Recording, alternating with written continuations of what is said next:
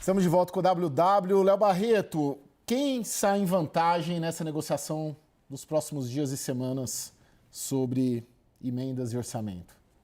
Olha, é uma situação muito nova, né? Agora, se a gente for olhar do ponto de vista do tempo, né? Eu discordo um pouco da ideia de que o governo está em vantagem. Porque o governo sempre tem pautas mais sensíveis para serem aprovadas no Congresso. Ele tem prazos de mudança de meta fiscal, por exemplo, que possivelmente não vai cumprir e vai precisar mandar uma lei para aprovar no Congresso, porque senão vai ser punido por isso, né? Tem que aprovar o orçamento para o ano que vem e o Congresso pode simplesmente atrasar tudo isso. É claro que tem o time do processo eleitoral, né? O Lira e o Davi Alcolumbre perdem bastante o controle da sucessão, né? E aí estou colocando o Davi Alcolumbre porque ele é o virtual candidato no Senado. Ele pode ser responsabilizado junto com o Pacheco por ter viabilizado, né, a ida de Flávio Dino para o Senado, para o STF, perdão.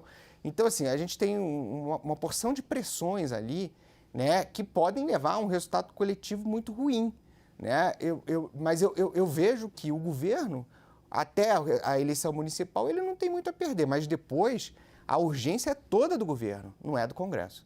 Ô Daniel, mas o governo de alguma maneira comemorou, né? Só lembrando, né, que tudo isso aqui é uma ação do PSOL, cuja relatoria foi do Flávio Dino, que é ex-ministro do governo. Tem toda ali uma cara, um cheiro, né, focinho, de dedo do governo, muito embora o governo não assuma isso, mas está comemorando, né? Carinha de jeito combinado, né?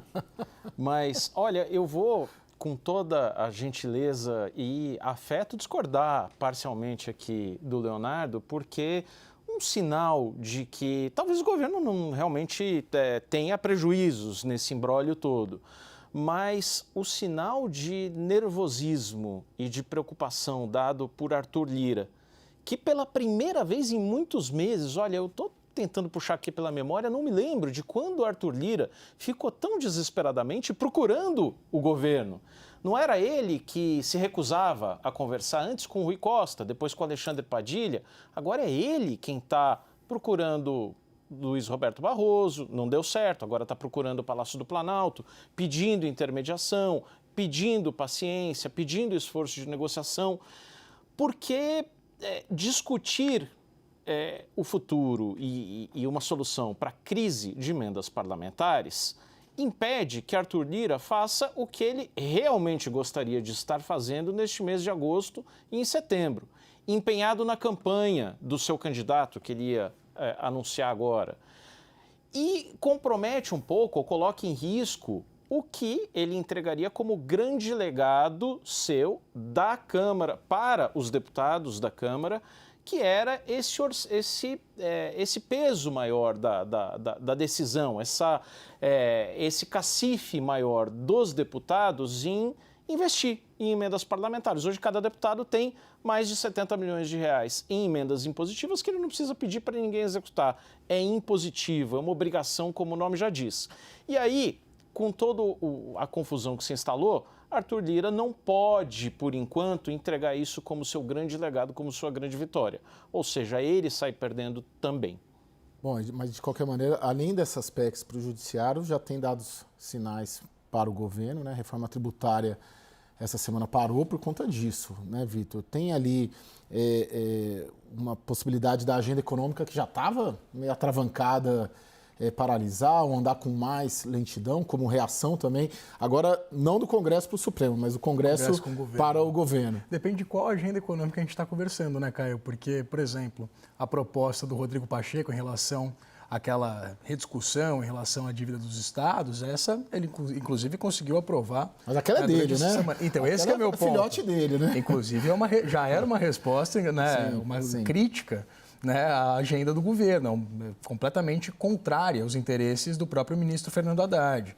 Então, qual a agenda econômica? Por isso que eu brinquei com você. Sim. Agora, concordo inclusive com o Daniel a respeito dessa posição de conforto do governo em relação a esse novo cenário, né, essa nova realidade a partir dessa decisão do Supremo Tribunal Federal, porque, pelo que a gente percebe, a reatividade ela está vindo exatamente das lideranças do Congresso Nacional, tanto do relator, por exemplo, do projeto de lei de diretrizes orçamentárias, como do projeto do orçamento, como do presidente da Comissão de Finanças da Câmara dos Deputados, que disse que o Congresso teria uma resposta rápida à decisão do STF. Então, o que a gente está percebendo de fato é o Congresso Nacional desesperado para conversar com aqueles que, inclusive, eles ignoravam porque não precisavam deles, que são os principais articuladores políticos do governo Lula, como Rui Costa, por exemplo, e Alexandre Padilha. Então, eu percebo que, na verdade, a partir dessa decisão de Flávio Dino, que, de novo, o governo jura que não patrocinou, que não trabalhou, que não articulou, Alexandre Padilha e Rui Costa, por exemplo, o próprio ministro Fernando Haddad, que também é um articulador importante, né, por parte da agenda econômica, em defesa da sua própria agenda, eles são empoderados exatamente nesse poder de barganha e de distribuição desses recursos públicos, aí sim, com transparência, com projeto específico, né, com a destinação clara e com maior transparência, que é, na verdade, de interesse para todo mundo. Mas o grande problema é que o governo Lula, o presidente Lula, ele governou por 2 ocasiões e tinha, inclusive, essa distribuição de recursos, de emendas, como um capital político muito significativo. Uhum. Então, Lula aprendeu a jogar esse jogo dessa forma. Então, o jogo mudou no meio do caminho, o presidente volta e tem tido uma dificuldade muito maior para articular, e era, na verdade, uma das suas principais habilidades, né? Lula é muito conhecido por ter sido um craque na articulação política e nesse diálogo com o Congresso Nacional.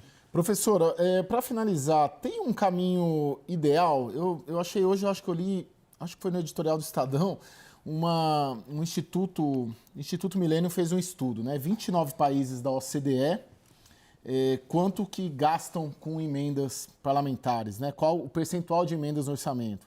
E na maioria, em 29, a despesa é inferior a 0,01%. E só em 3 deles superam 2%.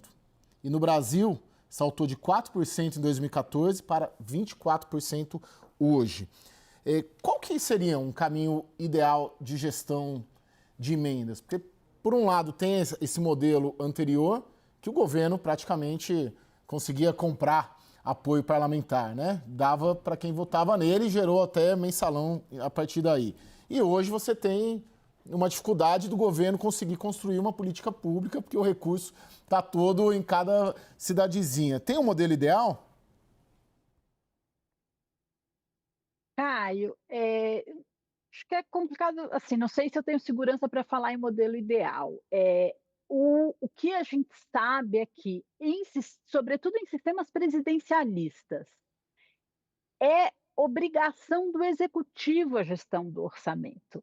Não pode ser do legislativo, porque o legislativo não pode ser responsabilizado por isso.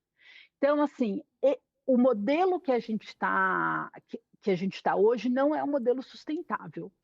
Ou a gente vai transitar para um modelo mais parecido com o modelo americano, onde ou o Congresso autoriza ou não autoriza, e aí a gente vê lá, né, o orçamento não é votado e tem o shutdown do governo, ou a gente recupera, ou o Congresso devolve uma parcela significativa do orçamento para o Executivo, reconhecendo que nenhum deputado é eleito com a missão de alocar recursos e de fazer política pública na ponta. Essa não é a missão do Poder Legislativo, e sim é a função do Poder Executivo.